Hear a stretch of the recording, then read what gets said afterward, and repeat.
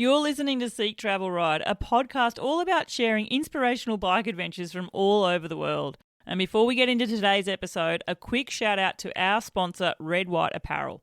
They've spent over a decade doing one thing, and that is making bib shorts which will keep you comfortable in the saddle no matter how far or how long you ride, even on those multi-day tours.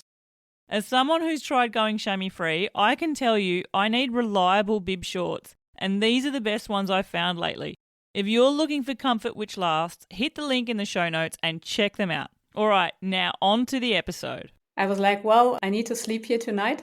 I have everything I need. I have water, I have something to eat, and it won't get too cold. And I will have to have a look for help in the morning. I think the first idea of, well, I have my bike with me was Monday evening. I was just like, okay, what are my options? What do I have with me? Because everybody kept telling me, well, you can fly home. And I was like, no, I'm not flying home. And then I was considering which options I had. And I was like, well, I have my bike. With my bike, I can do something. And then I was like, well, what could I do? I listened to my intuition, I think. And I don't know, all in a sudden I had the idea, well, I could ride home. Welcome to Seek Travel Ride, where we share the stories and experiences of people taking amazing adventures by bike. Whether it's crossing state borders, mountain ranges, countries or continents, we want to share that spirit of adventuring on two wheels with our listeners.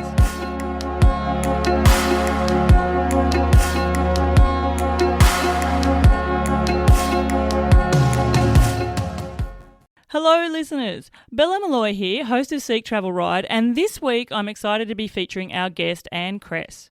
Now, for some people, planning out a bike adventure takes weeks, perhaps even months, or maybe even years to meticulously plan out. People work out the time of year they're going to travel, where they're going to go, the equipment they'll take, perhaps the gearing they need for their bike, and some of the finer details. Some people even get to the depths of figuring out where they're going to stop each and every night. Well, listeners, this certainly isn't the approach Anne took for her journey, as it was very much a spontaneous affair. Anne was in Crete enjoying a holiday in her van when it unfortunately broke down. All of a sudden, stranded on the island and with no option of being able to drive back home, she came up with another idea. And that was to take the 20-year-old mountain bike she'd brought with her, along with some camping equipment, and ride all the way back home to Germany. Oh, and Anne wasn't seeking out canal paths and Eurovelo trails. Instead, she decided she was going to take the dirt where possible, riding off-road routes, including the newly developed trail of the Trans Dinarica that took her all the way through the Balkans. All up, her adventure would cover over 3,300 kilometres of cycling. She'd climb 63,000 metres of elevation and ride through 11 countries. She wild camped where possible, had to deal with some huge thunderstorms in the mountains, and also had to problem solve with some equipment failures. But like many other bike travellers before her, Anne quickly learnt there is always a solution. Listeners, I can't wait to learn more about Anne's adventure, hear how she navigated her way through the ups and downs of bike travel, but most of all, find out what she's learnt from taking on such a mega spontaneous journey. Anne Kress, welcome to the show. Hi there. Hi, Vala. Thanks for having me. Anne, I have so many questions, and especially for a spontaneous journey like this. But the question I start my show with, and I ask it of all my guests, is, Anne Kress, do you remember the very first bike you ever rode? Yes. It was a small silver bike, and it had, of course, at the beginning it had training wheels.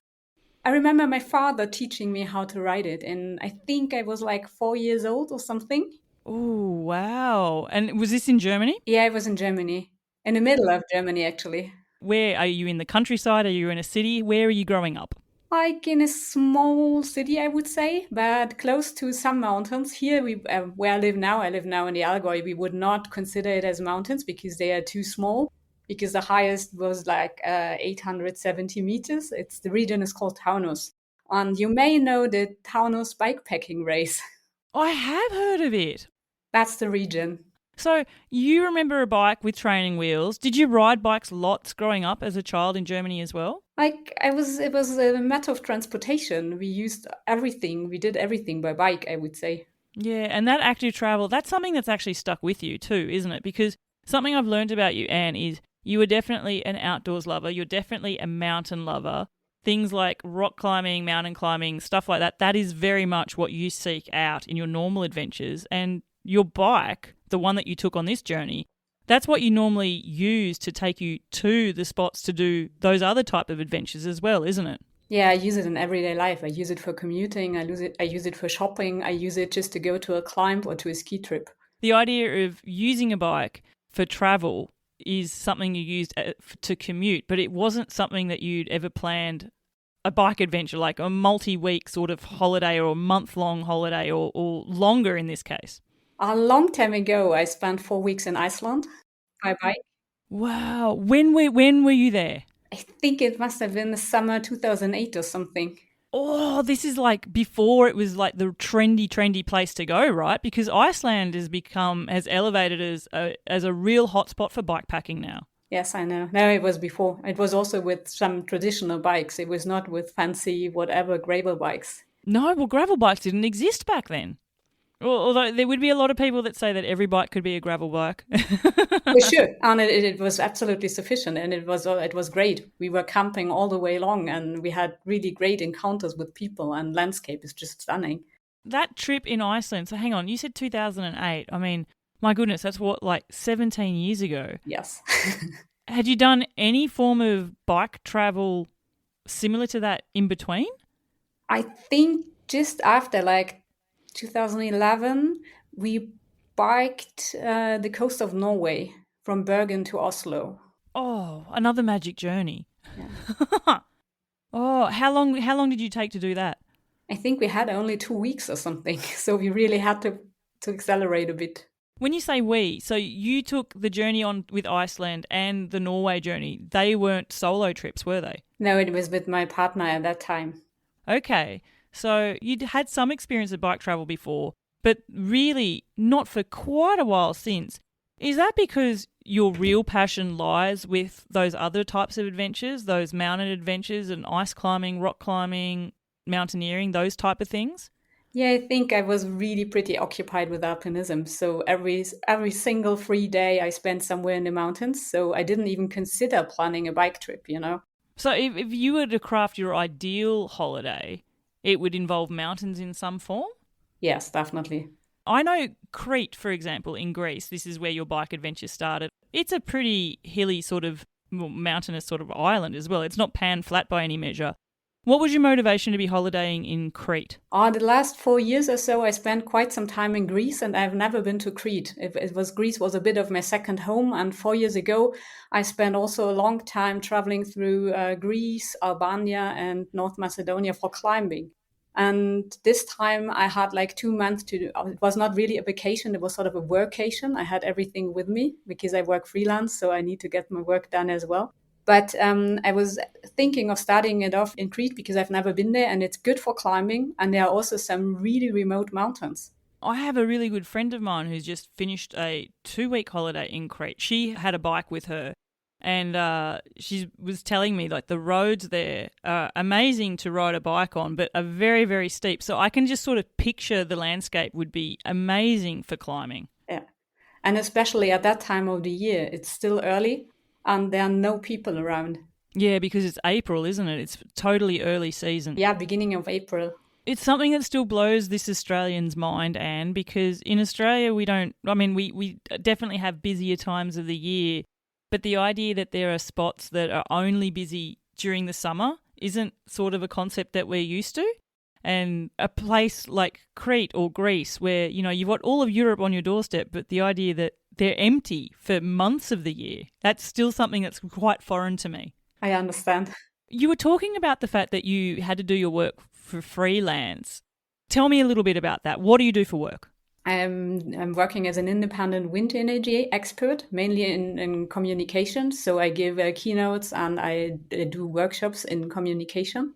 On my second leg, I'm coaching. I'm coaching women, especially women. I'm coaching people that would love to change their careers at a certain point. I feel like there's lots of people that will be tuning into this who have an adventurous mind, who are probably going, oh, I want to learn more about that. How did you step into that role? Because this isn't something that you've done for decades, is it? You've changed your own career path just recently as well, haven't you? Yes, I changed my own career. I gave up on a full professorship 1.5 years ago. It ended, and this was the best decision I could have done in my life because now I have more time for the adventure. But I've been working as a mentor for more than 10 years for women in wind energy. I think of the type of career path that you had there, and I would think of the acronym STEM, and women in STEM, those sort of fields, you're underrepresented as well. So would I be correct to assume that? Yes, for sure. It's sort of evolving slowly. So women are definitely more visible now, but still we are underrepresented. So that mentoring role that you had then, it fits naturally into what you're looking at doing now, doesn't it? Yeah, it's just sort of everything was evolving naturally, I would say. When I formulate a picture of you in my mind, Anne, and as I learn things, there's things that start to make sense. Like I can sort of see you mentoring yourself in a way. I hope that doesn't sound odd. On an adventure like this, when you're dealing with brand new problems, I could just see that sort of wise mentoring narration in your mind probably getting you through. Oh yeah, for sure. And I think I learned a lot about myself. Oh gosh, how couldn't you not? So then hang on. Let's build the actual trip out here. For the listeners that aren't familiar with what happened, as I said in my intro, you were in Crete, in Greece, looking to do some rock climbing and or some climbing and enjoying the outdoors. You had a van that I'm assuming that you travel with, you sleep in, and then it broke down, didn't it? Yeah, and in the middle of nowhere at the Catharo Plateau with no people around. Oh my gosh, maybe just a few goats? There was nothing.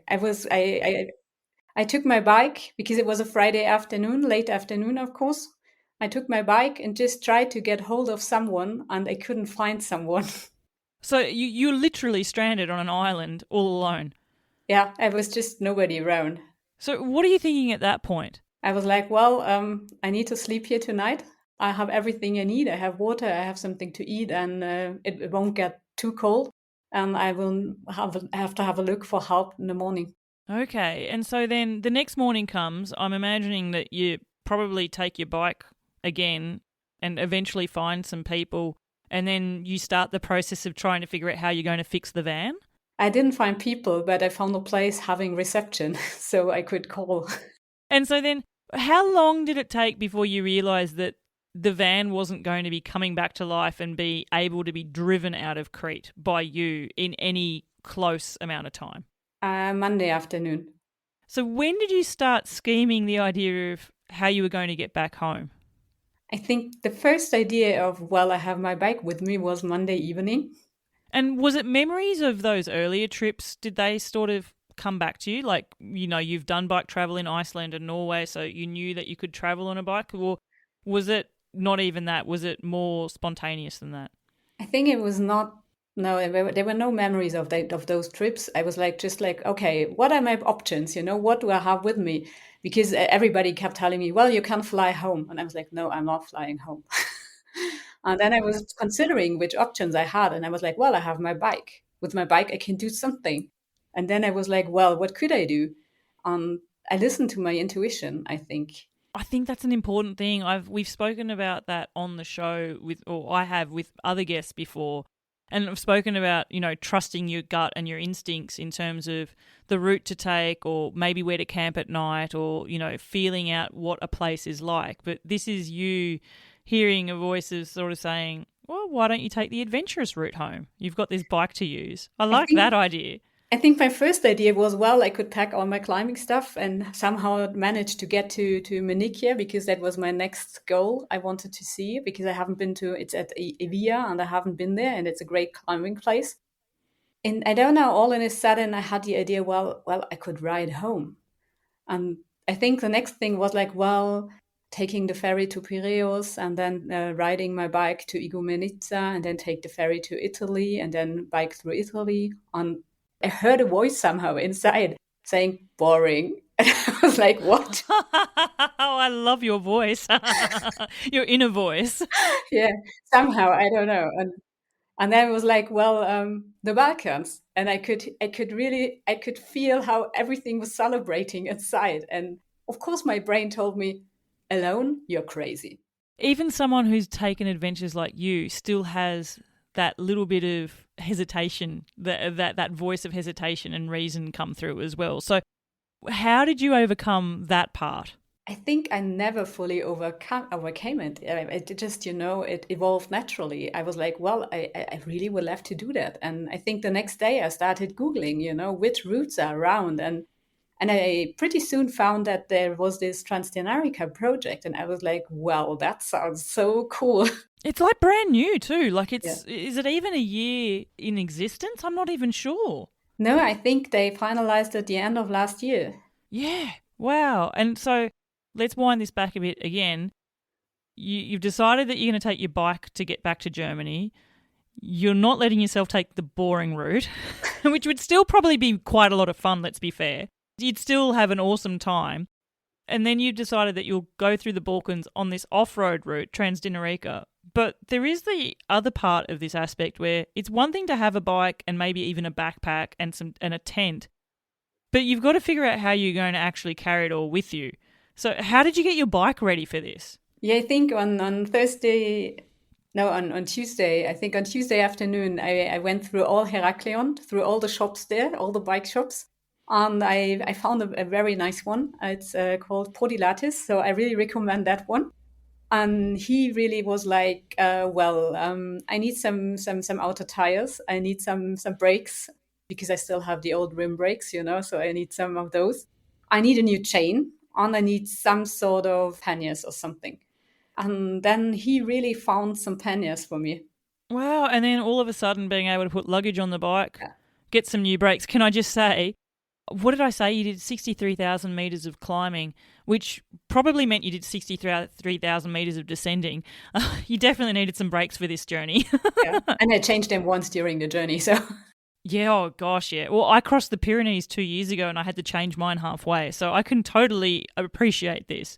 So then your bike, you get it all functioning and ready and then you're good to go. Wow. Yeah. Like, that's a quick turnaround. Not many trips are thought up that spontaneously. yeah, and because I had some time pressure because Easter was coming and everything was shutting down for Easter. You were probably, what, like a week or two out from Easter? It was just before Easter. It was on Friday, it was already starting. So I had like 4 days to get everything organized from the first idea to setting off. Oh my goodness me. What was it like to actually set off? Because, and I imagine there's an element here, Anne, where you're used to, say, hiking with a heavy pack on or something like that. So, or maybe not quite so heavy. You come across as someone who's got enough experience to probably have a very lightweight setup. But it's not foreign to you to be, having to travel a bit slower because you're hauling gear with you. But what was it like to actually get on this bike? Because shout out to your champion of a bike. It's like 20 years old, isn't it? Yeah, it's 20 years old. I bought it third hand. I know both owners. I bought it like almost 6 years ago. Does it have a name? No, it has no name, but but still I have a strong relationship with it. I love it somehow. I feel like you can't part with that bike, or if you do, it's got to be to someone you know, right? No, it won't part. I will replace all the broken stuff, and I will use it on an everyday basis, I guess. Oh, I love this mentality as well. Can I ask? It's just something that's come up that I'm naturally thinking of here.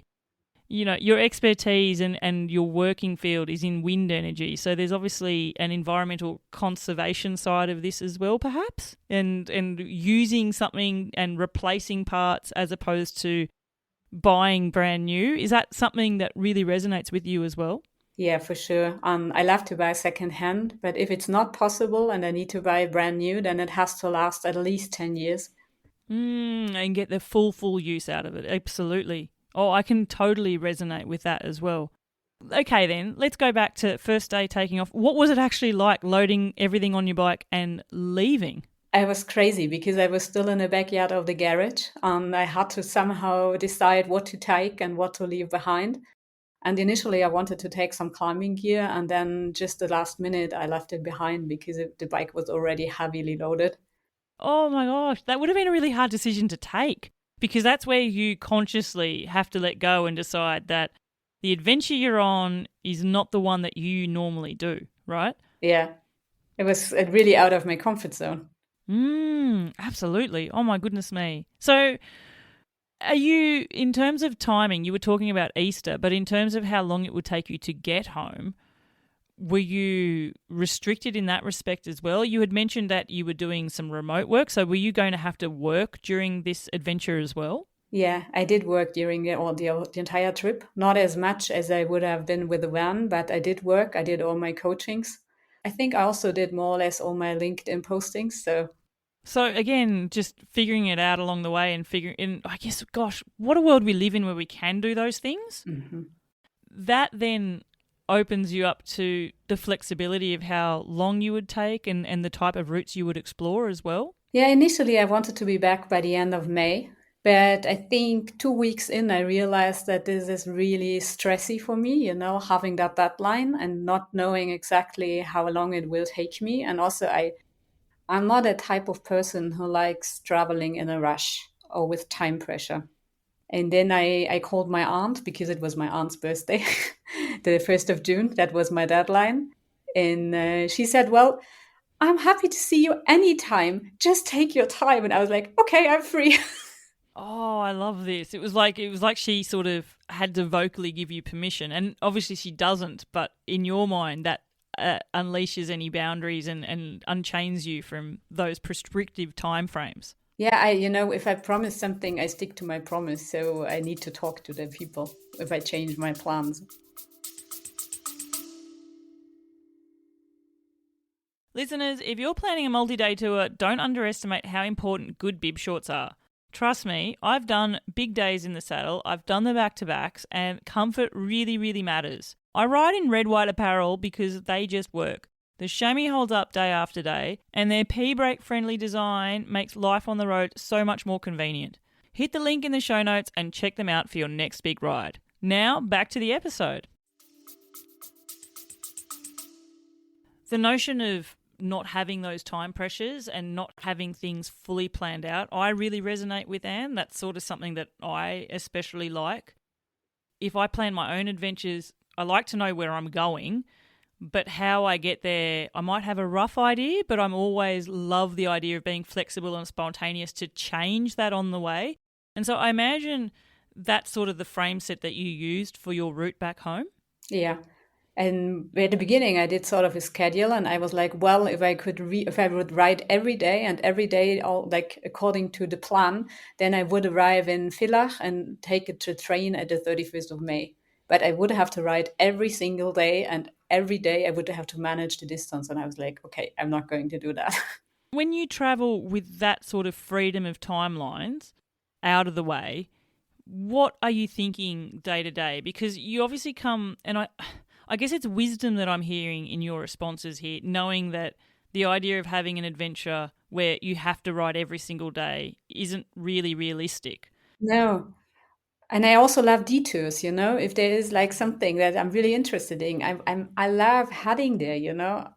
It's something that I've learned interviewing guests as well, is sometimes the detours aren't even for a place or a landscape or some sort of history. Sometimes the detours are because of people. Yes, of course. You just stay because it's a great place to stay.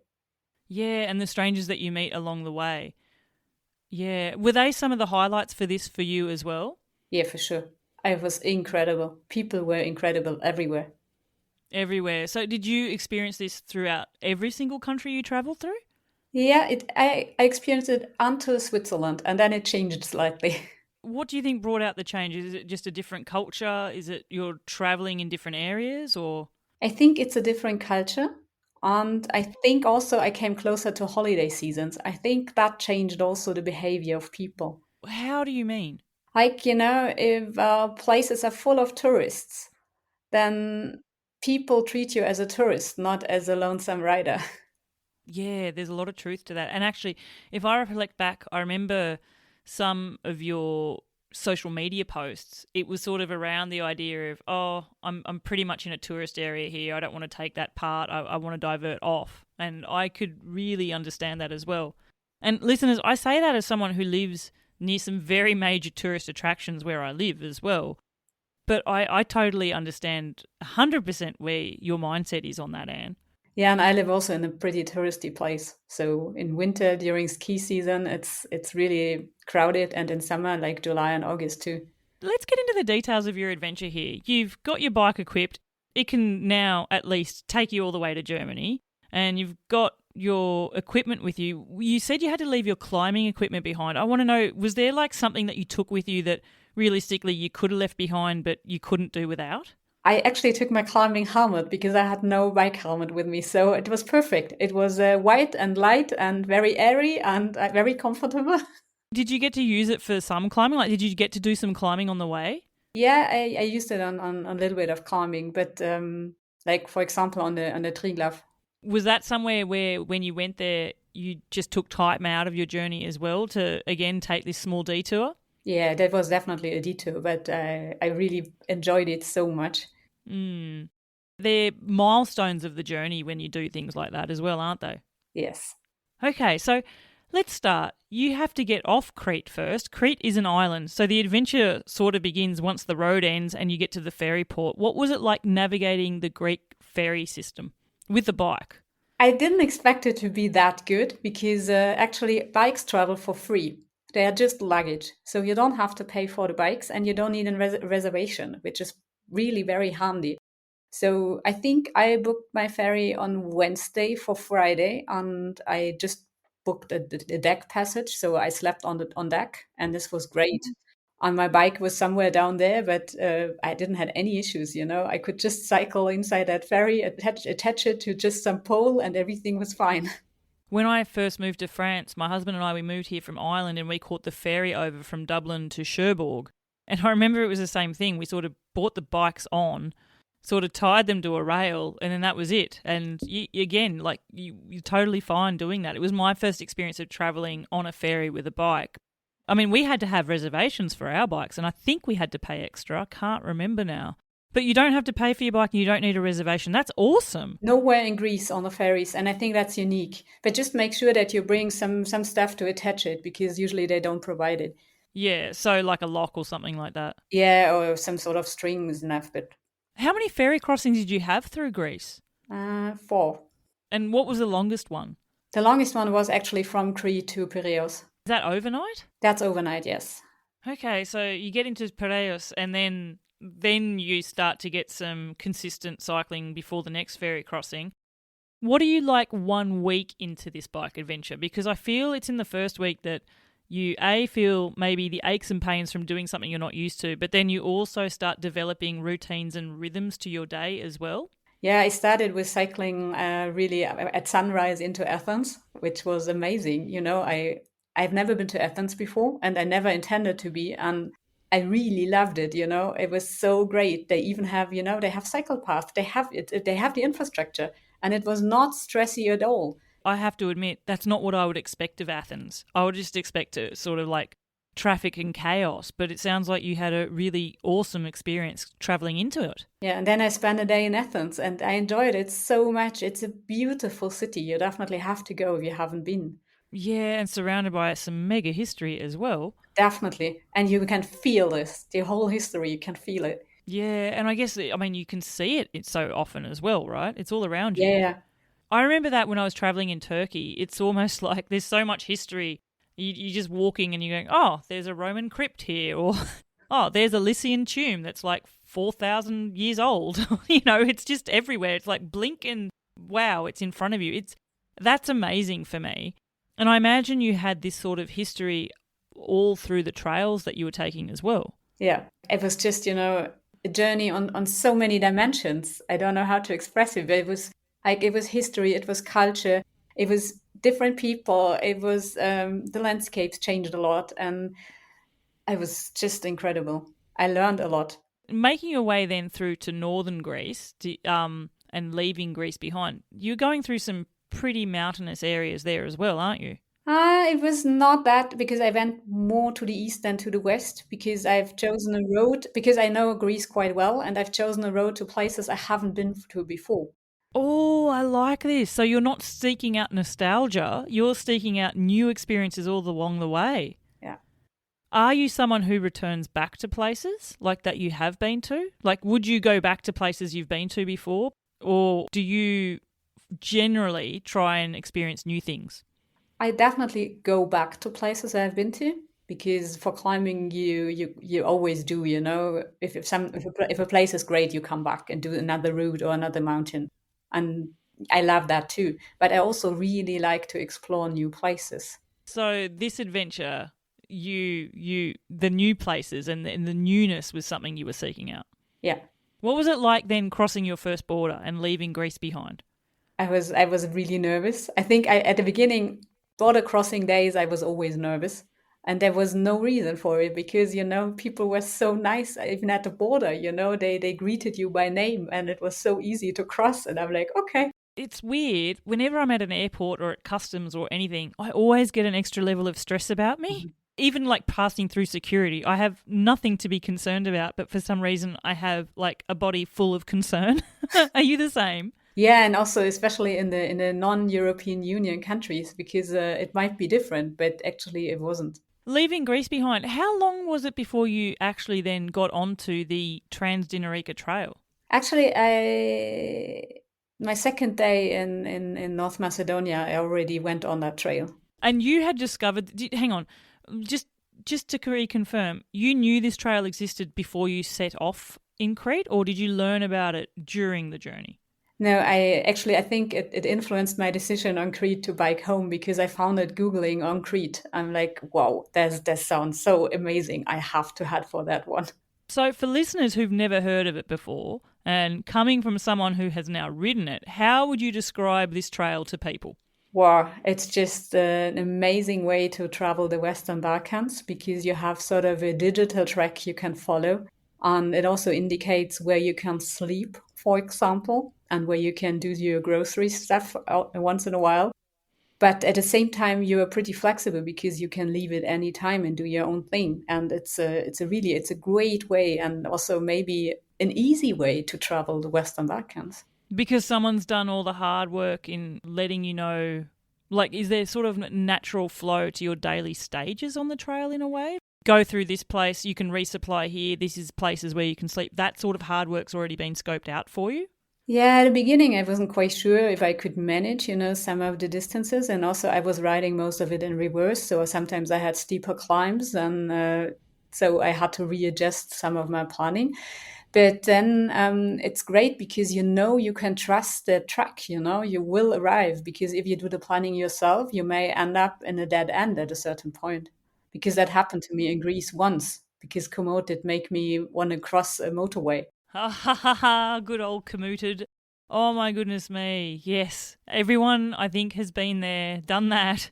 I think my worst one with Komoot was when it decided that there was a road right through a deep river ravine. It's like, there's no bridge here. It's not happening. Yeah, I was also in the riverbed that would not have been rideable without luggage, you know. To be fair, and I have said this on every episode, it's not just Komoot that does this. You know, Yeah. Ride with GPS, Strava, Google Maps, they all have their own little glitches as well. Yeah. With the Trans Dinarica, you were riding it, I guess, so it is optimized to be ridden in a certain direction, but you were obviously riding it in the opposite direction then. Most of it, yes. And what's your view on that, having done that? Would you, like, is there part of you that would like to ride it the other way? I think both ways are really beautiful, you know, because it's always, you know, if you're riding in the other direction, you see the things differently. I've learnt to reframe my views on one-way roads and out and back routes. I know there's a lot of people that hate going back on the same road they've been on. Where I live with mountain valleys, often you are on a single road, you get to the top and then you have to turn around. And it is what you just said there. It's a different experience, whether you're going uphill to then be descending or vice versa, to also just the perspective of how you view the landscape so different, isn't it? Yeah, for sure. It's just different. So Northern Macedonia, had the culture changed when you crossed that border as well into Macedonia? I've been there before, so I was not, you know, so nervous about it because I knew that it would be fine. Yeah, it's different to Greece. Definitely it is. People are different. Also, the culture is a bit different. But I met great people all along the way. From the beginning onwards, it started already in Bitula, you know, and I was so amazed by the people. I think And the entire crossing of Northern Macedonia, I paid one single coffee. Wow. Because they always invite you, even the owners of the cafes, they don't let you pay. Do you think that's because you were solo and a solo woman traveling there? Like, do you think that would be, or do you think it would be for any bike traveler? I can't tell, but I think it's definitely an advantage being a woman. But I think it could happen to anyone. Yeah, I suspect the same. I think my experiences recently just doing a solo journey, I definitely had a higher level of, what would I call it? I don't know that I'd call it hospitality, generosity, kindness, that type of thing to me when I was on my own. But it's not to say that I haven't experienced it when I've not been on my own either. Yeah. And I've been to Northern Macedonia with my partner at that time, but we were traveling in my van, and it was different because we were not so much in contact with people. Because if you're riding your bike, you have to have you are automatically in contact with people everywhere where you arrive. So I can't really tell if it's traveling solo or if it's traveling by bike. And I think the combination gives you sort of a maximum of contact. Yeah, and I think there's a level of people see you as maybe a little bit more vulnerable because of the way you're traveling as well. Like you're open to the elements and you're traveling slower, so they're probably just defaulting to that mindset of looking out for you a little bit more as well. Yeah, maybe, yes. What about through the rest of the Balkan regions? And we'll go through them not so generally as the show develops as well, because you get through borders quite quickly in some instances. Was it obvious when you had crossed land borders, other than the border crossing? Like, when you were saying in Macedonia it felt different to Greece. Did it feel different with each border crossing? Yes, it felt different. Was that something you expected? Yeah, I sort of expected it because I've been traveling before, and usually each country you need at least a day to find your way around. In what aspect? Like just in terms of how things work, when places are open and stuff like that? Or what aspect takes a day to sort of orient yourself? I sort of call it my personal acclimatization. And it's just, it's just sort of that I have a feeling for the country. It's not so much the organizing part, it's more the feeling. I like that. I like that idea of self-acclimatization. That's quite cool. I think I can resonate with that as well. There's a lot of things that you say which I feel I have been there and felt the same things, and we're sort of aligned in a similar way. With the Trans Dinarica, I know that you were travelling on it at the same time that a good friend of mine and previous podcast guest, Claire Wyatt, Exploring by Bicycle, was travelling on it as well. I don't think your paths actually met when you were on the trail. No, we didn't. She was like over like 3 weeks ahead or something, but we exchanged virtually. I guess, were you riding it in different directions, or she would have been riding in a similar direction to you? We are riding in a similar direction, but with different. We chose different paths. I would say not all the long, but she traveled through Albania, and I took the Northern Macedonia Kosovo approach. So there we were already sort of parallel, but we hadn't set off for 3 weeks. So the Trans Dinarica, it's not a one single trail point to point. There's different branches of the trail? Actually, you could do it as a loop. Yeah, you could really do like an entire loop through all the Balkan countries, because I left out Albania and I left out Serbia. And I switched sort of from the eastern branch to the western branch via a connector route, they call it, in the mountains between Kosovo and Montenegro, the Chako Pass. Is there part of you that wants to fill in the gaps and do the parts that you missed out on? I think I would love to spend as much time as possible in the mountains and doing some sort of adventurous routes in the mountains. Back to Claire, I reached out to her knowing that she had ridden the Trans Dinarica as well, and I asked her, knowing that I was interviewing you, what question would she like to ask? And one was, what was a particularly hard section of the trail that you really liked? Actually, I think it was a Sinjavina plateau in Montenegro, because I did it also in reverse. So climbing up there was just so hard because the gravel was really not the best, and it was a long climb. And then also the weather was not the best. It was quite stormy. And then the plateau, you have all these little ups and downs, but at the same time, it was so beautiful. So I would definitely recommend it. And I had most of the climb, I had company by a little dog. And the same dog appeared with other people too. So we exchanged, and we realized that she's running with almost all the cyclists. Because I was going to ask what your experience with dogs was. And actually, it's funny you mentioned that when we were talking about Claire. I've nicknamed Claire the dog whisperer because she had so many encounters with dogs on her journey. So this little dog, what, did it stay with you all day or something? Or Like until I descended and she couldn't run with me anymore. oh, what was that like? Because I've often wondered what that would actually be like as the person on the bike. Because firstly, there would be the bit of, hang on, is this dog okay or is it aggressive? And you'd probably realise quickly that it's fine. But then when it's running alongside you, like my thoughts would be, hang on, where is your home and where are you running from and how will you get back? Like were these sort of things you're thinking of as well? Yeah, and she was wearing a collar, so I was really, really worried, you know. And I was like, well, I can't take you along and I can't take you across the next border for sure. And what shall I do with her? Oh gosh, so what did you do? Like what happened then? Because you mentioned there were other bike travellers who had come across the same dog. Yeah, I realized later, you know, and we exchanged online that actually we all had the same dog with us. Oh, So I think she keeps running both sides of the plateau. oh my gosh, she's sort of like a dog welcoming party for bike travellers on the trail. I love it. What about dogs in general? Were there some, I guess, tense moments with dogs as well? Yeah, and in northern Greece, it was really horrible. They are so aggressive. And I got bitten once in a Oh little my village, goodness. and it was still at the beginning of my journey, and I was like, well, how is this going to be the rest of the Balkans? And I exchanged with Claire actually, and she said also, well, northern Greece, the dogs are more aggressive than the rest, and I was like, okay, fine, I can continue. You have to worry about things like rabies and things when you're getting bitten there. Did you have to go and seek treatment? Actually, it was not bleeding. It was just so it didn't come through. So I didn't worry about it. It was just it was really blue at the next day. It was not very, very, very painful or something, but it scared me off, you know? It would definitely scare me. What was your strategy then with dogs? Did you develop a strategy if dogs up in northern Greece were to come up to you? Yeah, I had in my little front pocket, I had some pepper spray and I had two big stones, not to throw them at them, but to get them in my hand and to get a bike in between me and the dog, and just to, you know, be really big and really bold, and then talk with a very clear and low voice, not shouting, no eye contact, but really like, get off. And do you find that that just works? Like that was a strategy that would work? I think it's a lot about body language, and you can really learn that. But it doesn't work if a dog is really aggressive, because I had it once also in northern Greece. They were, you know, these herding dogs, Oh, they're the worst. and they saw me like in 2.5 kilometer distance, you know, and I was not even near the sheep. And one of them was just going after. And there I didn't stop. I was just able, because it was not uphill, and I was able to escape that way. I don't know what would have happened if that would have been uphill.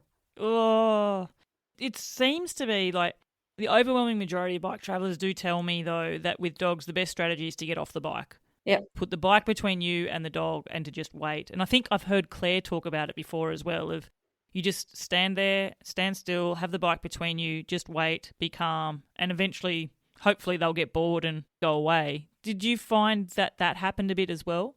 Yeah, that's fine for most of the situations. But that situation where this herding dog came after me, I was like, no, I'm not going to stop. I'm not going to stop, because it's dangerous. And you were on a downhill. Yeah, it was flat and then downhill, and I managed to escape. Oh, my heart would be racing for a while after that, I think, Anne. Yeah, I know that. Yeah, and after that, I was like the next day, I was just riding main roads. I didn't feel like going anywhere near some dogs, you know. Yeah. So I've chosen the traffic instead of dogs. Well, the traffic is something that I'd like to get back to as well, because you had a section, I can't remember which country it was in. Was it in, I don't know if it was in Macedonia or Yeah, it Montenegro, was but, in Northern Macedonia. and there were a lot of truck. Yeah, that was that day. That was at Marovo. I was like, well, this is insane. Felt like your life is on the line here, don't you? Yeah, I jumped once in a ditch. Otherwise, they would have just, I don't know. Oh my goodness me. What did you do after that? Because, you know, we were talking about dogs and racing heart rates. It's very much another proposition when it's a big truck that you have to jump from. Yeah. Because I feel with traffic like that, especially coming from behind you, there's just an extra level of vulnerability. Yeah, and there's nothing you can do about it. You can wear your vest so that you're seen, but it's still in someone else's, driving ability and their level of respect for you as well. What I tried is to start pretty early in the mornings if I know that there would be a busy road, so that traffic was still a bit quiet. And after that event with the trucks, I did a little detour to the mountains, so just to calm down and enjoy landscape again. Give some mountain medicine for the soul, Yeah, absolutely. definitely. Because I was thinking, what would I do if I was on a road like that? The only other option I could think of would be like to hopefully maybe hitchhike out of there or something. Yeah, yeah. If it would have been worse, next time I would have taken some sort of bus or whatever. How long did that section last for? It was a climb of roughly 10 kilometers. And was that the section, were you on that section avoiding a different area, or is that the only way to travel in the route that you took? Yeah, it was the normal Trans Dinarica track. There would have been an alternative, but that would have been a climb of more than 2,000 something meters in elevation, and almost all in not so good gravel. And I had heavy rain the day before, and the Trans Dinarica people wrote avoid it if there was heavy rain, and I was like, okay, this is not an option. But I think, like, if I would have ridden it the other way around and I would have had that experience of all the climbs and all the descents and all the route, I would have taken definitely the alternative. So there is an alternative around. Oh, I see. So again, is it more just where it came in the trail, doing it in the reverse direction as well? Yeah, because otherwise you would have descended that bit. God, that would be a long descent by the sounds of things. Yeah. You loved the descents, didn't you? Yeah, I really enjoyed it too. Are they really technical descents, or are they flowing? Like, does it change a lot depending on the terrain? And most of the time they are not that technical. It's more flowing. It sounds like this route, you're traversing a lot of passes and a lot of climbs. Yes, you're climbing every single day. Even though if the days are not that hard, you still climb like 800 meters or something. It's never flat, I would say. When you were talking about Montenegro, something that I'd seen that you had written about was Montenegro, this whole region deserves to be a national park. Like, it was just out of this world, stunningly beautiful. Or at least the part I've seen, because I haven't seen it all. It was so beautiful. I don't know. It was so beautiful. The scenery, the lakes, the mountains, of course, and that in combination also with the people. I was like, well, this should be just protected somehow. Can you take me to a place in Montenegro and describe it for me? Like, just, maybe an encounter with a person there as well? Like, I think I was 2 days in and I was looking for a place to sleep. And I asked, I saw people in the garden and I asked them if I could sleep there. We didn't have a single language in common and I had no reception, so I could not use Google Translate, and still we could communicate. And then they even cut some grass so I could put my tent in the garden, and of course they got me some coffee and some eggs, and first of all a chair because I need a chair.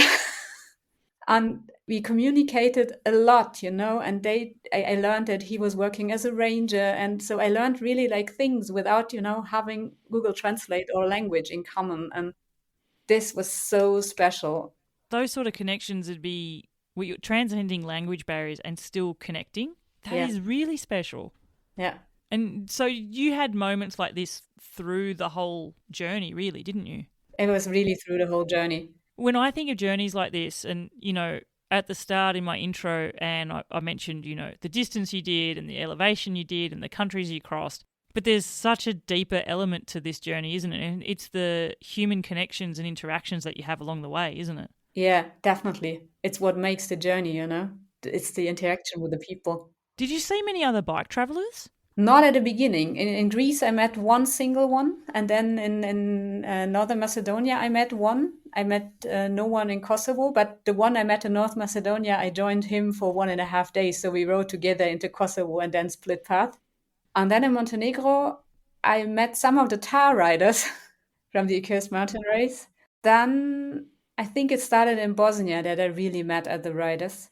Did you meet any other solo females? Yes, and first of all online, which was great. I think it's the first time in my life that I liked really Instagram and I can really see the use of it, because there was really such a strong network of other women solo travelers riding along the Trans Dinarica. That's how we got in touch, and this was such a valuable exchange, and it was so good. And I think the first one I met in Bosnia-Herzegovina, yes, but she paired up with another one, Sally. And Marion. Oh, that's awesome. And so do you I imagine you still keep in touch now? Yeah, we have sort of a loose network. It's like a bonding over riding the same trail, isn't it? Yeah, and actually, one of those I was only in virtual contact. I met her later in Italy, close to her home. That's brilliant. And another one I'm going to see in Paris in about 2 weeks' time. Oh, that's awesome. I have to say, it's something that I've had the joy of being able to do just recently is meet people like you, Anne, like that I've met virtually through the podcast, but actually meeting people in real life. And we were talking about Claire. I met and hosted Claire here at my home and we spent 3 days together. It was amazing. Yeah, I saw it on Instagram. It's like you already have these friendship bonds Yeah. and they're very, very real. Then meeting the person face to face, it's extra special, isn't it? Yeah, and one of them was sort of chasing me for 4 weeks, like she was always like a week or I don't know, a couple of days behind.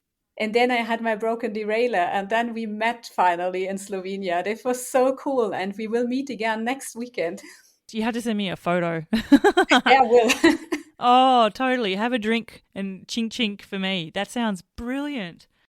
When with the Trans Dinarica, I also reached out to the people who have created the route and I asked them to ask a question to you. Some of them we've naturally talked about, which again was difficult sections of the trail and people that you met along the way. One of the questions they had was, how did you get by surviving through the Balkans as a vegetarian? And I would love to know the answer to this as well. I don't know. I had no problem with that, not at all.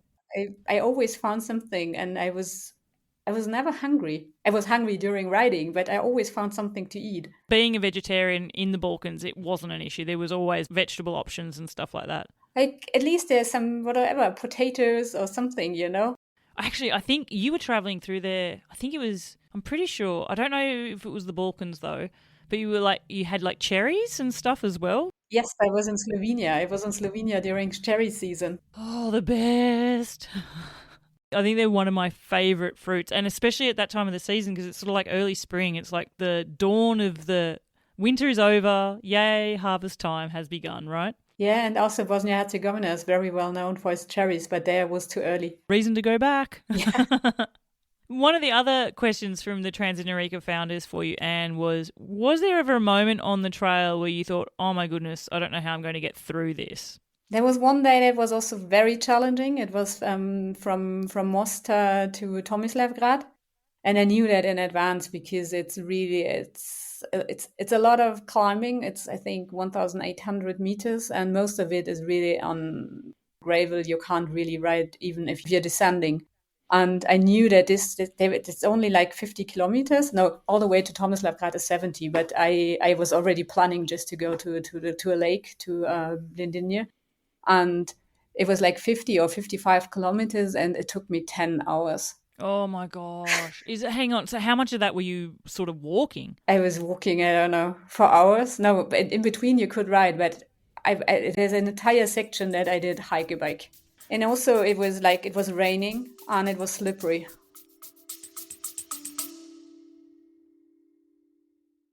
Listeners, if you've ever done a long day on a bikepacking trip or a cycle tour and ended up sitting on the ground, in the grass, or on a rock, well, you know the value of a good camp chair.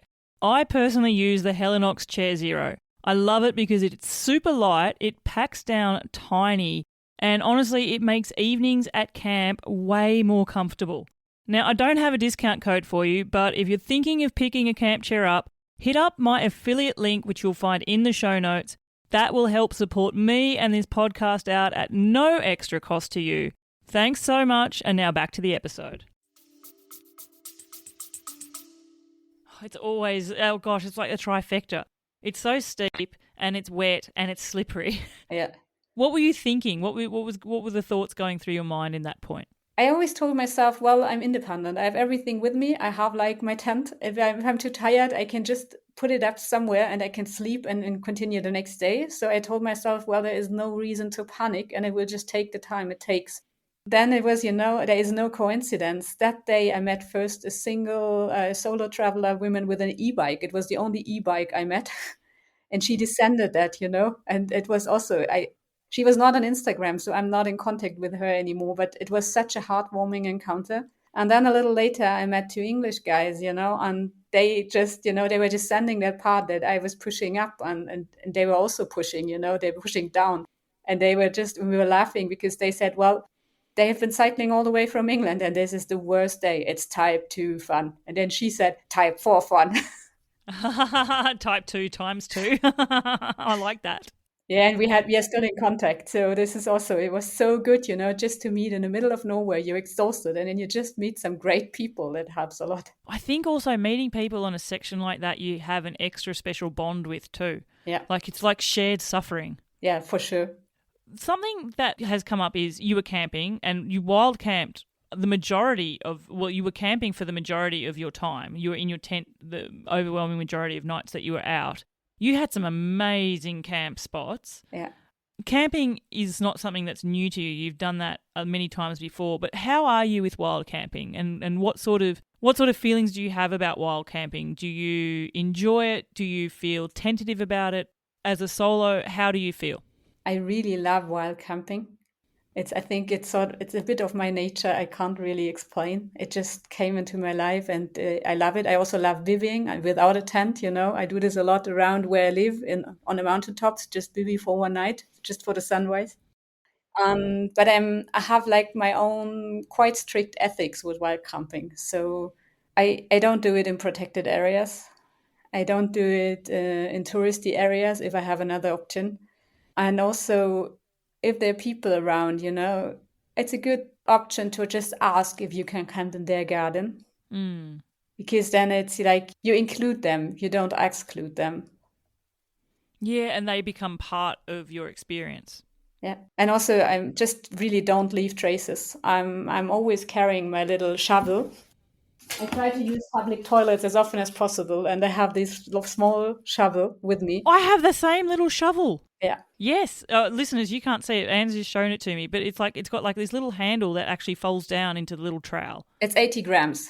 Yeah, it weighs nothing, really. And just take your toilet paper along with you. Yes. Don't leave it. Leave no trace. I know other people who also then leave no trace from the people before them who left to trace. So they take the rubbish that they find along the trail. Leave the place better than you found it, leave it. And if there's a lot of rubbish, just take a little piece. Leave it better than before.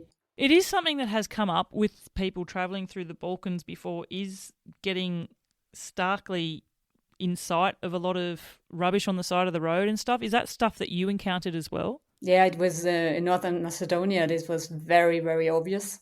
And in Kosovo, it got slightly better. So it got better and better. But I knew that before because I've been there before. And I also have been to Albania. So I know that there's a big issue. But, I don't know, some 30, 50 years ago, it was also the same in Western Europe. It's come up with some other bike travellers offline that we've been discussing about as well. And you can sort of feel quite, I don't know, I'm not even sure what the right words to use would put, but when you're confronted with something like that, to me there's so many questions is, why is this happening? But why is that the reason? And, digging into really what the problem is there. And then it came up with another bike traveller recently, even beyond rubbish on the road, but even just with how stuff is packaged in different countries and the more plastic that's used. And so then there's more plastic around to then be in the environment too. I guess that's something that you would have come across as well. Yeah, but I've been to Africa a lot in like some 20 years ago, 10 years ago. It's like, how do you provide like the groceries? How do you, yeah. Yeah, and that's something that has struck me. I was mentioning, obviously I'm from Australia. I now live in France, and in both countries, plastic bags at supermarkets aren't something that you get. You have to bring your own bags. And that was a cultural change that we all went on the last, 15 or so years. I remember when I was in Turkey, every single thing is put in a bag. Like if you go to the markets, even if you've got your own bags, their default is to place everything in a bag and to give it to you in a bag. And that's, I guess, the step change that still needs to happen in places. But progress is slow sometimes, but there will be progress. Yeah, there will be progress. I think there is already progress. There is. For some of us, it can be more frustrating that it's not on fast forward, that the progress feels slower than it should be. Yeah, maybe. But I think you can't rush it, You can't sort of accelerate it because you have to change people, and nobody wants to get changed, you know? Yeah, I remember when we first had to learn to adjust to not getting plastic bags at supermarkets. It was like, what? And Yeah. then all of a sudden it's your default. Of course you don't get them at So you are right. We've all gone through the change slowly. I want to know then, while we're talking about things like change and climate, you had some pretty wild weather to deal with on a bit of your journey as well, and you had some monumental thunderstorms hit, didn't you? Yeah, I had some. And also, I think I had some cold fronts pushing in, and I was really sort of running away from them. Or at least I tried to escape and sleep as low as possible. Because how were you equipped for cold weather? Like you were in Crete, I know in April, but what sort of gear did you have with you in terms of cold weather? I have my old down jacket with me. I think it's 15 years old or something. So it's still okay, but it's not as warm as it used to be. So I had that, and also my sleeping bag. It used to be a pretty good one, but also it's like 16, 17 years old, and I had it washed and refilled, but still it's not the same than it was before. And also because I scared some people already, so I have to mention this here. May was much colder than it usually is in Northern Macedonia and also in Kosovo and in Montenegro. So people kept telling me, well, usually it's a lot warmer than it is now, because I had really some frosty nights. Actually, even where am in France, our it was really cold this year here as well. It felt unseasonably cold. Yeah. It did eventually get pretty hot though. Did you hit hot weather as well? Yeah, I hit it in Croatia. It's where you're hoping that you're hitting it with, places that you can go and have like a river swim or to cool off, right? Yeah, it was, but it was just like, I don't know. At a certain point, I went down to the coast, and it was almost like a shock because it was just too hot, you know? Yeah, you go from one extreme to the other. Yeah. What about being in the mountains during a thunderstorm? As someone with a background in alpinism, I imagine you have survived a large amount of different weather systems when you've been out there in the outdoors. But what was it like for you on this journey? Because you had some pretty big storms to deal with. Yeah, and actually, that's really dangerous if you're somewhere exposed to it. So it's nothing to make jokes about. That's something you have to take pretty serious. So try to really protect yourself, and just really, they don't come by surprise. You can see them coming. You know, when there's sort of a weather situation that they can appear. So always know a place where you can hide, or at least where you can retreat. And also just adapt your stages, you know. Didn't you? I'm trying to remember which country it was. Was it Slovenia? I think. Were you there for like 3 days with stormy weather? I think I had a really severe thunderstorm in Bosnia Herzegovina, and then in the Dolomites. And so that again is leaning into that flexibility of your schedule. At the start of the show you were saying how I could have made it by the 31st of May, but I would have to ride every single day. Well, you can't do that in this type of weather system, can you? No, sometimes it's better not to ride, or just ride a little bit and then take shelter early, you know. When you were saying about in stormy weather, find a place to seek shelter, what sort of shelters are you seeking out? Because I remember vividly a couple of years ago riding here in the mountains around me, and a storm came that I wasn't expecting, and I got really caught out. And it occurred to me, with thunder and lightning booming through the mountains, I actually didn't know where I would be safe. And I know that might sound silly, but when you're out in the open, like you look to trees, but then you're thinking, is it actually safe to be near a tree if there's a thunderstorm and a lightning strike? I don't think so. Mm-mm. But then if I'm out in the open, like what would you seek out for shelter? Like if there is some sort of building, just try to go for the building. And if there is a cave, caves are not bad at all, as long as there's no water at the floor. Yeah, because that's the other thing. If you're near a river, you've got to be mindful that the river height can rise really rapidly as well. Get rid of everything that's metal, you know, if it's really coming close. So if you have like a metal bike, leave the bike behind somewhere, and just, you know, if you're in the open, just find like a little decline in the open, and just cuddle in and make yourself small and protect yourself from the hail. Keep your feet together, you know, that you don't have a big tension between. Did you have hail and stuff that you had to deal with as well? Like was that the sort of weather you were out in? Actually, I was pretty lucky. I had some hail, but I was always already sheltering myself by that time. So when I descended from Montenegro, I did really like almost two stages in one, because I didn't want to be up there when the cold front hit. and I already had a little hut in down at the river when it hit. So I was pretty lucky then. Yeah, and then you're just waiting it out, really, aren't you? I stayed for 2 nights. Did you see anybody else during those days, or it was just you and the little hut? No, because this region's pretty well known for rafting. There are these rafting camps, so there were some people around, but it was still not season, so there was nobody close. But I could have walked to see some people. But it's also nice to just have some time on your own. Yeah, and I was so grateful having that little hut, you know. Oh gosh, yeah, especially to yourself. I've camped near huts in Australia. We have huts in our high country, and they're, again, shelters for bad weather as well. They're basic, but even a basic hut just feels like such a luxury in that type of weather system, doesn't it? Yeah, definitely. What was it like when you left the Balkans behind? Because I feel like a route of this, there's a distinct change in culture and country and scenery perhaps as well. So transitioning and leaving the Balkans behind and heading further into your route as well. What was that like? It was sort of a soft change because it came sort of gradually the way I was traveling.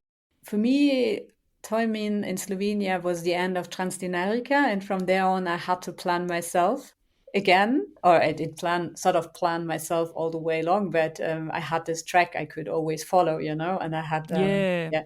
And then I was like, well, what shall I do? And I was really listening to myself and my gut feeling, and I planned again, and I crossed over to Italy via the Mangart. And this was also so beautiful, you know. And then I arrived there, and I was in really more in the rural part of Italy. And that was also, it was so great. I have never really been to the Friaul, and I crossed it, and I enjoyed it a lot. And I was like, I was really surprised, you know, because I've seen quite some parts from Italy. And then I saw another part I didn't know. And I was like, well, that's Italy too. And it's great. And then, oh my gosh, I'm also thinking the mountains that you're hitting in there as well. And it's not like you weren't in amazing, pristine mountains before on the Trans Dinarica. You've got mountain scenery all around you. As a mountain lover, you were in heaven, weren't you? Yeah, definitely. And I could really feel, well, that's the place I belong, you know? Can I ask, Anne, you know how you had to leave your climbing equipment behind? Reflecting back on your route, if you could choose a place to magically have your climbing equipment transported to you, where on the route would that place have been? I think the first time I was really like a bit frustrated I haven't had it with me was Paklenica in Croatia, because I've never been there, because I haven't been to Croatia before either. And I was like, well, that's definitely on my sort of, I don't have a list because I have sort of a bubble with ideas, and it's definitely sticking somewhere there.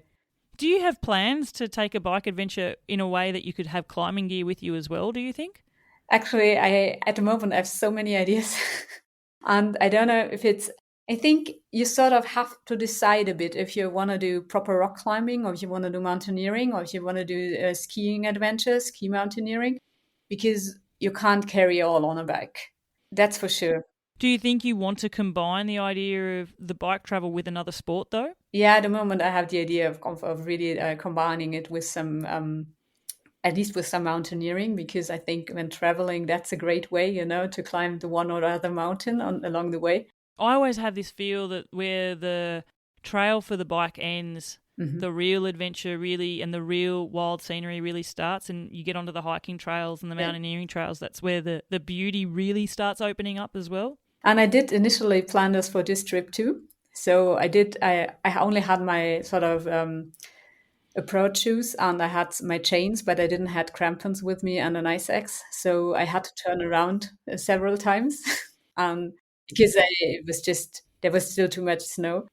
But then at the end, I could climb Triglav, which was really nice. And I did it from the uncommon side, from the Trenta side, and as a day trip. And I don't know, I was like, well, I felt so connected with everything. And it was like a highlight along the route. What was that, like a full day to do as well? Like, did you set off early in the morning to do that? Yeah, I left like at 3:30 in the morning. Wow. What time did you reach the summit? I think at 12. Gosh, that's a long. Because that puts into perspective to me just how well the terrain that you're on as well. Yeah, it was sort of, because it was still early in the season and there was still some snowfields left, and I was really all by myself. And then at the summit, I met some people from the other side. They came the normal way. I came a bit more quiet way. And I had to really take some good decisions myself, but I was happy, I was lucky, and I felt, I felt so connected to myself, and I think I took good decisions. Are you are you used to traveling on your own as well? Like, do you feel comfortable traveling solo? Or were there times during this journey where you wished someone else was with you? Actually, I like both. I'm pretty comfortable traveling by myself, so I did some long hikes by myself. Last year, I went for the Versaska Trail in Switzerland, 5 days, which involved some climbing, and this was great. And I hiked also parts of the HRP, the Haute Route of the Pyrenees. And a long time ago, that was sort of my kickoff of my solo trips. I hiked the GR20 in Corsica by myself. Oh, wow. The GR20, it is known for a highly technical trail. Yeah. I haven't been to Corsica yet, Anne, but it is on my list of places that I would really, really love to spend a good amount of time in, not just, a day or two. I would really like to spend some proper time on Corsica and really understand it. The GR20, I have heard many things about. It's a magic place from the images that I've seen of it. Yeah, I really enjoyed it. I think I just tried to, I think it was in 2012, so quite a while ago. But that was my first really solo trip, I think. Oh, wow, what a place to go solo. You know, when you take these sort of adventures, and we're talking about your very spontaneous adventure here, when you're in the adventure, do you find that you're already scheming new ideas for new adventures as well? Yeah, it's it's already you're still on your way, and you have already ideas you could do, like combining more the traveling by bike and the mountaineering, for example. You're not someone that occurs to me that you're going to take a travel by bike on a canal path. I feel like you're always going to be taking the mountainous routes, aren't you? Yeah, maybe. Is there a country that you're thinking of, like, at the moment? Like, where do you think your next adventure is going to take you? Oh, my next adventure is just taking me to France, but that's fine. There's a lot of good places here. Yep. One thing I have always on my mind for long is New Zealand, but also for mountaineering. And I have friends there. So that's something I have on my mind. And then the other thing I have on my mind already for long is traveling in the Pamir and Karakorum region. Oh, wow, and going to Kyrgyzstan and Yeah. absolutely. Oh, oh my goodness. Well, you could ride there. Yes, I know. I am already figuring out how. Really early days in this podcast. Oh gosh, I don't know. I think it was probably maybe within the first 20 episodes or so, Anne. I interviewed Roxy and Tommy. Tommy's from the Alps, Roxy is Polish, and they cycled from France all the way to Australia. But they purposefully stayed in Karakol in Kyrgyzstan during the wintertime so that they could do some ski touring and stuff there as well. And they had their mountaineering stuff with them on their bikes as well. Like speaking with you, I can almost feel their journey. That's great. I have to listen to that episode. I haven't. I'll send it to you. Like, it was really early days. The audio might be a bit raw, but the interview holds strong. No, they're an awesome couple, and they sought out sort of mountains and mountaineering sort of stuff during their whole journey as well. I think when they were in Turkey, they went up to Mount Ararat as well. Like, they said they could see it for so long, they just had to take the trip there. When they were in Indonesia, they took some of the volcanic climbs up and to summits there as well. But yeah, no, they actually can't remember how long they were in Karakol for. I think it was all winter. Wow. Yeah, because it's not normally an area that people would bike pack to at that time of year. No. Maybe some ideas for you. Oh, yes. So what about then when you hit the Dolomites and the Alps, you're then on the, I guess, mountain bike trail cycling routes, really, aren't you? Through the mountains there, aren't you? Yeah, part of it, because in the Dolomites I also rode some of the classic passes, but then I also found some alternatives on some trails, and that was so beautiful. You really, really embraced those sort of technical trails as well, didn't you? Yeah, at least a bit more technical ones, yes. Yeah, I came across a quote from you and you said, I grew technically, mentally, maybe even spiritually. I had to push my bike uphill now and then, but almost never downhill. The more technical parts became something I looked forward to. I even found a new mental rhythm when climbing. Something shifted inside me on those Balkan trails and I'm still figuring it out. And so that was something that you took with you through the entire journey then, wasn't it? Yeah. The technical stuff was what you really were energized by. Yeah. And it's like it was discovering myself, like my abilities. I wasn't even aware that I could do this. Did you find that that was growing the more you kept doing it? Did you have fear at all at any stage of those technical trails, or you were just embracing it all the time? I think it grew over time because at the beginning I was a lot more hesitant, to ride through some sections. And then at a certain point I was like, well, this did work well. Why shouldn't that work well? And then I tried out more. And of course, some sections get easier if you just have a bit more speed. See, that's where I fall down, sometimes literally. But I'm scared to build the speed. But momentum is your friend often, more often than not, on some of the technical steeper stuff too, isn't it? Yeah, it's like skiing. You really embrace that. So taking those routes through the European, like through the Alps there on those more, because I guess you would have come across more single track there as well.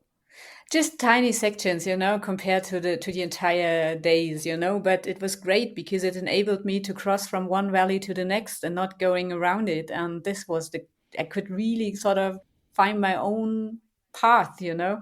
I connected routes together that were not supposed to connect because one is just more the bike packing thing and the other one is more the mountain bike thing. And I could somehow, I think I really created my own route, and that I enjoyed a lot. I mean, the thing that I love is that this wasn't something that you had to plan out meticulously for months before you set off. Like, your van broke on a Friday. By the Tuesday, you'd somehow got new parts on your very old, third-hand, 20-year-old mountain bike. It's still running like rim brakes by the sound of it. But you didn't let not having the flashiest gear put you off taking on stuff like this. Like, you were designing this route as you went in a way, and you had more than capable enough equipment to take it on by the sounds of it. Yeah, at least for the extent that I'm doing it, I will never be a hero in mountain biking, I guess. But I really enjoy having these sort of flowy single tracks. What do you prefer, the downhills to the uphills? Like, was there an element of being energized by going up the hills as well? I think in mountaineering we say, well, there are uphill and downhill people. They are the ones that really enjoy like skiing really steep couloirs, and they're the ones that really enjoy climbing, rock climbing, for example. And I think I've always been an uphill person. And I think over time I became a bit, at least, a downhill person. Yeah, maybe the bike is the way that you mix it. Maybe on the bike you're a downhill person. Yeah, on skis too now. You really do live for the outdoors, don't you? Yeah. You know, when I was saying how your bike was more than capable, you did have some equipment problems along the way though, didn't you? Yes. Oh, I think your rear rack broke. I think it broke a couple of times. That broke it a couple of times. The first time already in North Macedonia. Oh, not too long into the trip. Like, how many days into the journey are you by that point? Or maybe 2 weeks. Oh, gosh. And zip ties came to your rescue there? Oh, zip ties are just perfect. They really are, aren't they? It's such a handy solution to so many problems. How many bike travellers have been able to keep going on the road because of zip ties, I wonder? Yeah, I think 50% of them, I don't know. Oh, easily. So the rear rack, you fix that with zip ties. So that's all good. But then you had a problem when I think, was it a stick took out your rear derailleur hanger? Yeah, exactly. I didn't pay attention because I had such a great morning, such a great day already, and I met great people and I got invited eating pancakes. I haven't had pancakes for weeks. Yum.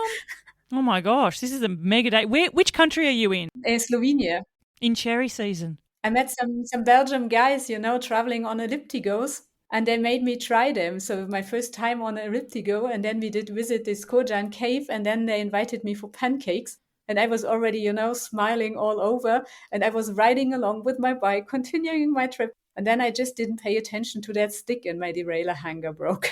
Oh, and then that sort of like, boom, boom. And I can't blame my bike. It was definitely me. Well, I don't know. I think it was the stick. Like, but take me there on the trail though, because it's not something that you can just magically ride away from unless you've got some way to shorten your chain and make it a single speed. Yeah. Or you've got a spare derailleur hanger, which I'm guessing you didn't have on you. Yeah, I didn't have because I didn't plan the entire trip, and I think I would not have get hold of one in Crete. No. So What transpired there then? So you've got a broken derailleur hanger. Could you make your bike a single speed? At that time, not. I was rolling downhill to the next city, and there I put it on single speed. And then it's trying to find the optimal gear where there really isn't one, is There there? isn't, and the chain is just wobbly, and it was very unstable. You're probably wishing you had those ellipticos. But they went the other way. Oh no. So I'm guessing similar to when you got stuck with the van in Crete, it's getting yourself to somewhere where you can then find a bigger solution. Yeah, actually, I tried it in that little city there. It was close to Trieste, but it was just before Pont Cost, and I was really worried that everything would close down again. And so I went to a little bike shop, and he was like, "Well, he doesn't have it in stock, but we can order." And then, of course, it didn't arrive. And I called, I don't know how many bike shops also in Italy and also in Slovenia. And then because I was I exchanged with the Trans Dinarica people, and one of them gave me the hint with a shop north of Ljubljana in Kranje. And I called them, and they were said, "Well, can you send us pictures?" I sent them pictures, and then they said me, "Well, we have everything in stock." But I was like, "Okay, I'm coming." But then it was the weekend. Of And course. so I made it. I went to, and on Sunday I took a train to Ljubljana, and on Monday morning I was there, and they could fix it within half an hour. Oh wow. And then did you return with like a spare? Yeah, I bought two. Yeah. Once you've had a mechanical like that, you fix it, but then you also make sure that if it happens again, you can fix it again, right? For sure. It's a hot tip, listeners, if you have a rear derailleur hanger, because some people's bikes don't have rear derailleur hangers, but if you do, take a spare with you. And the good thing is that there's now a standard for newer bikes. They have these UDH, the Universal Derailleur Hanger. Oh, really? I didn't know that they existed. They exist, but it's very recent. Gosh, it has to be really recent because it also used to be a thing where I remember having to replace a derailleur hanger. I had to Google what type of make and model my bike is to find out what number derailleur hanger you need. So is there one that will do them all? I don't know if we will reach that one day, but I think the idea behind is, yes, to standardize them a bit more. It makes sense. In fact, it's the sort of thing where you go, why isn't that a standard thing? Yeah, even within one brand, there are tons of different derailleur hangers. Yeah, absolutely. Different bike models, different derailleur hangers. If it's a road bike to a mountain bike, is a different hanger as well. So, yeah. It's funny, like my bike has a derailleur hanger. My husband, he has a Surly, and he doesn't. It doesn't. And there's benefits to either option too, right? Yeah, like the whole point of a derailleur hanger is that if something breaks, it's the hanger as opposed to... And not the frame. Exactly. But you got a new hanger. So how long did you have to take out of your time to get that new hanger then? Like that would have been a few days. Yeah, it was 4 days, yes, in total. But because you had the flexibility, it didn't mean that you had to sort of fast forward. Like when you got the bike fixed, you weren't then putting yourself on transport to skip sections. Like did you get to ride every section back home or? No, I didn't take a train back and didn't continue where I was, but I crossed back to Tolmin because in Slovenia there's also a network of mountain bike trails, so I followed those. But thanks again to Matev from Trans Dinarica, he gave me the hint. And also these 4 days, they were a gift at the end, because when I was stuck with the bike, I found a family with a vineyard where I could camp, and I camped in their garden. And they were 2 generations because the younger generation just took over, and they just, they did this little event. So I was there for a traditional evening with music, all in Slovenian, and I could help them. I was there, and it was one of the best things that could have happened, The silver lining, like to a degree, your whole journey is a silver lining. If your van never broke, this journey wouldn't have occurred. No. Where is the van now, by the way? I'm guessing it made it back to Germany. Actually, it's just I could show you. It's just in front of my door. Because when I set off, I didn't even know that I had because I'm in such an alternative mobile club. And my bike is insured, And actually, I had an insurance to get it shipped home. So it was shipped home to my garage. And I've been to that garage for 8 years now, I think. Or maybe not 8, but a couple of years. And they made a mistake, And so at the end, I got my van back with a revised engine, and I didn't have to pay for it. Oh, wow. That's like an extra silver lining. Yes. And I got gifted with that journey, And you've got a van that's like good to go. And I didn't know that. I didn't know that I would not have to pay for it until I think second to last day in Croatia. Gosh, you must have been really happy when that news came to you. Yeah, because we kept talking to each other. So the people at the garage know myself now very, very well, I think. I went there straight when I arrived, you know. No, I didn't went straight. I went to see some friends first, but then I went with the bike, with the luggage to the garage. And they were like coming out, looking at the bike. Yeah, because they know what journey you've had. Yeah. It's not like you just rode in from home. Like, wow, what a journey you did have. In fact, what was it like actually getting back home and coming back to Germany? It felt strange. On the one hand, it felt familiar, and on the other hand, it felt strange because it felt so sort of narrow, you know? Like, because people around me, they just do the same every day.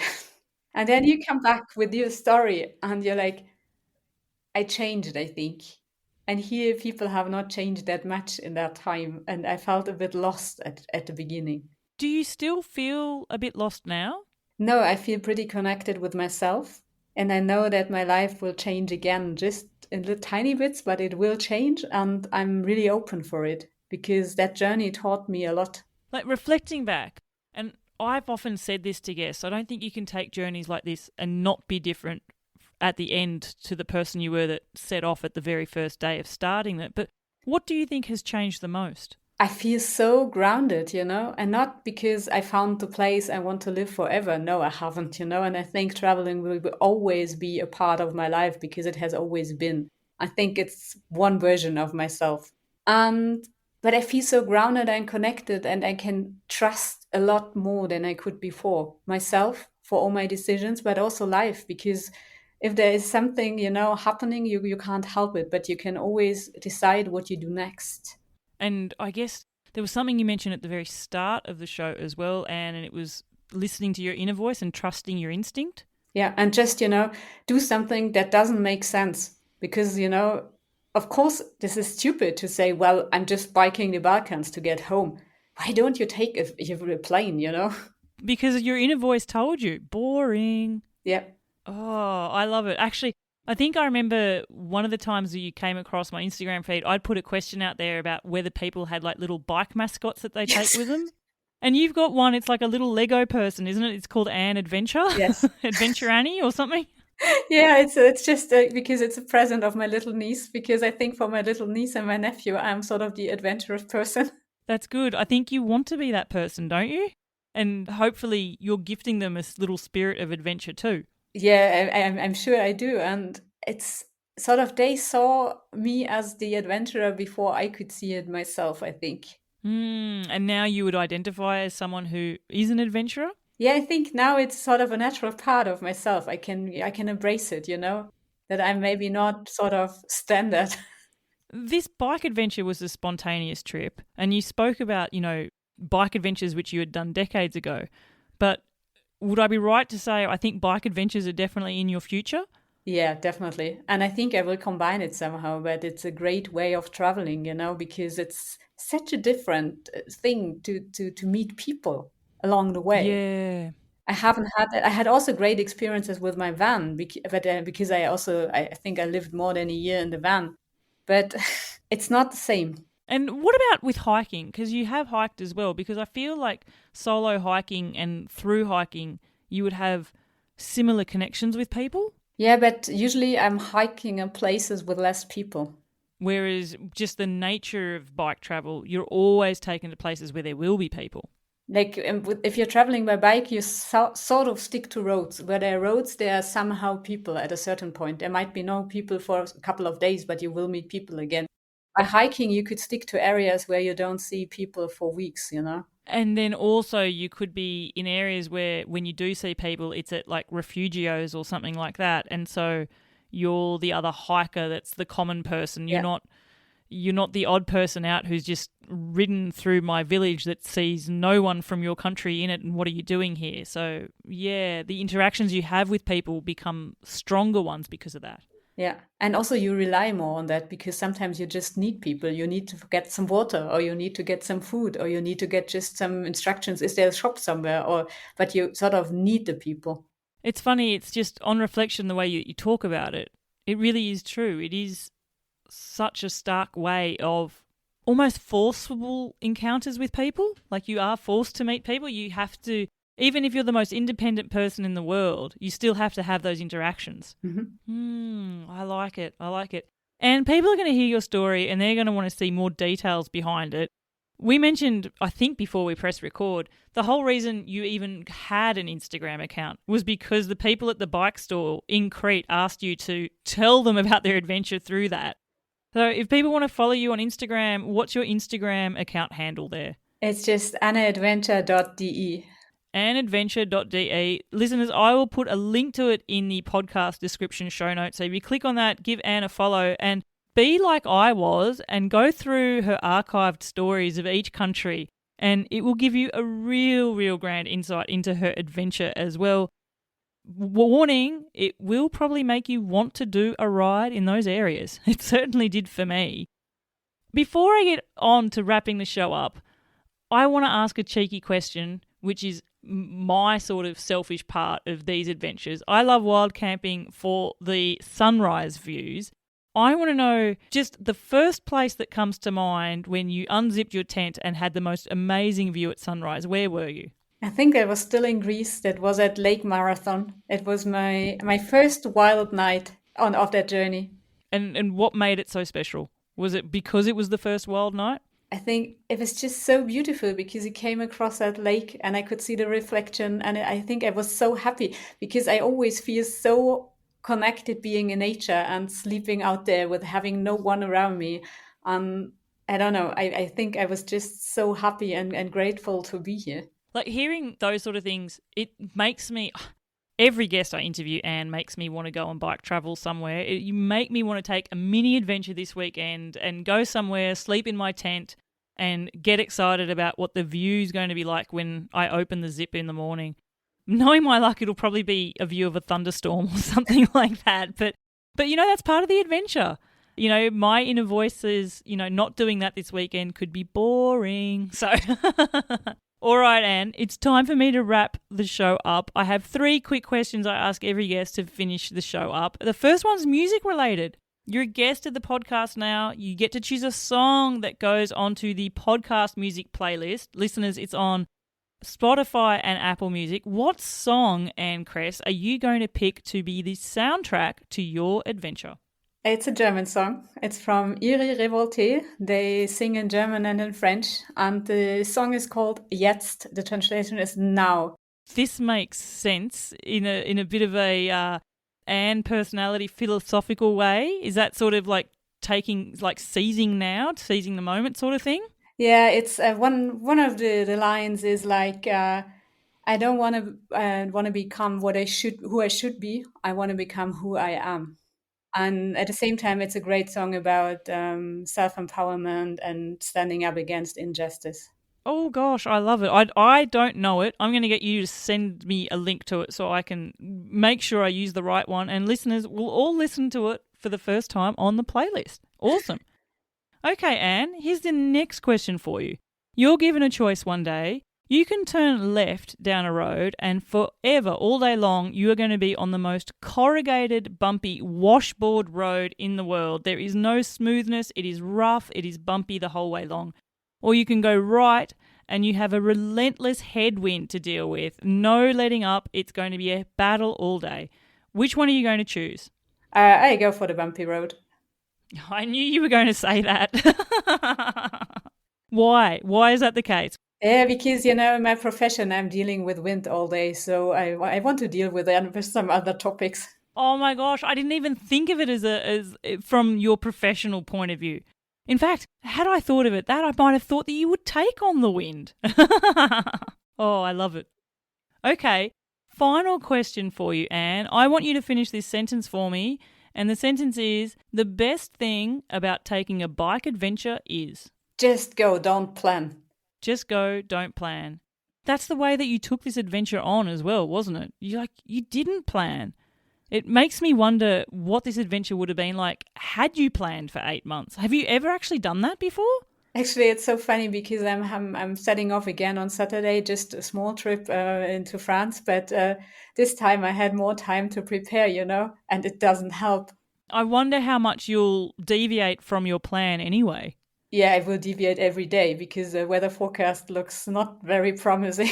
I know that you know how to seek shelter in inclement weather, but I'm hoping that you get extra sunshine that maybe you weren't planning for. Oh my gosh, Anne Kress, it has been an absolute pleasure. I knew when I pressed record on this interview that I would be taking on a journey that would just make me smile constantly and energize me just thinking of what it was like for you on that trip. I want to come back to something which you wrote, which was your 3 top tips for taking out travel.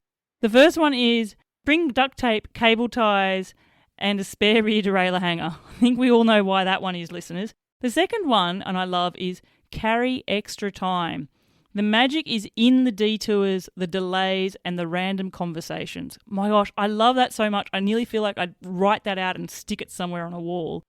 And the third one is don't overthink it, just start riding.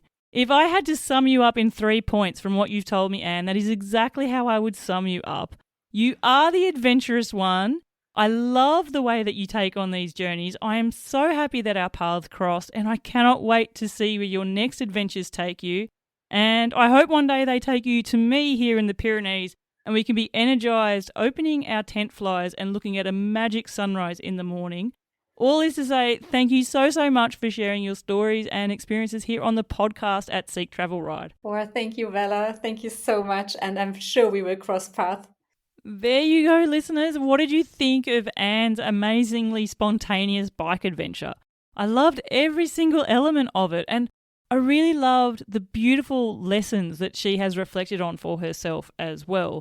The idea of take the time, take the detours. The beauty is in the detours, and to pack in that amount of flexibility into your journey.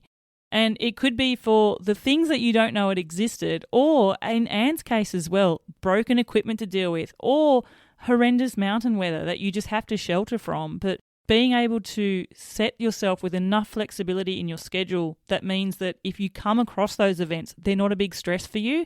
That allows you to stay calm and realize that everything's okay and you'll work it all out as well. The other thing that's pretty clear is that bike adventures are definitely in Anne's future. And it just sounds like she's such an outdoor lover. But I love how she's embracing new things even to her. So she has spent years, if not decades, as an alpinist, climbing mountains, ice climbing, mountaineering, skiing, all those sort of things. But now she's also looking at ways of incorporating the bike travel element as ways of doing this. And the anecdote that traveling on a bike allows you to have those interactions with strangers at a deeper level than any other form of travel that she has taken as well. I think it's something that I can reflect on in my own personal experience and through hearing the stories of my guests on this show as well. Many of them would definitely agree with that. Keep an eye out for Anne and let's see where her next adventures take her. Listeners, if you've enjoyed this episode of Seek Travel Ride and the podcast in general, and you'd like to help this independent podcaster out, you can show your appreciation by buying me some virtual coffees. Simply head to buymeacoffee.com/Seek Travel Ride. Buy me a coffee, but make sure you let me know what is it that you love about the podcast and where is your next adventure taking you. And until the next episode, I'm Bella Malloy. Thanks for listening.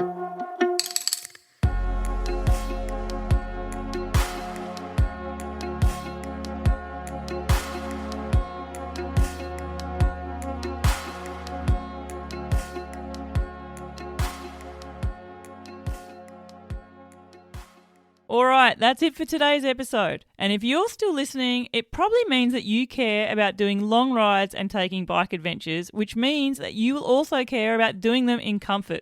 So here's my pitch. Red White Apparel. I wear them, I love them, they're comfy, they're smartly designed. For women, they're pee-break friendly. Need I say more? Support them because they support this podcast. Click the link in the show notes and check them out for yourself.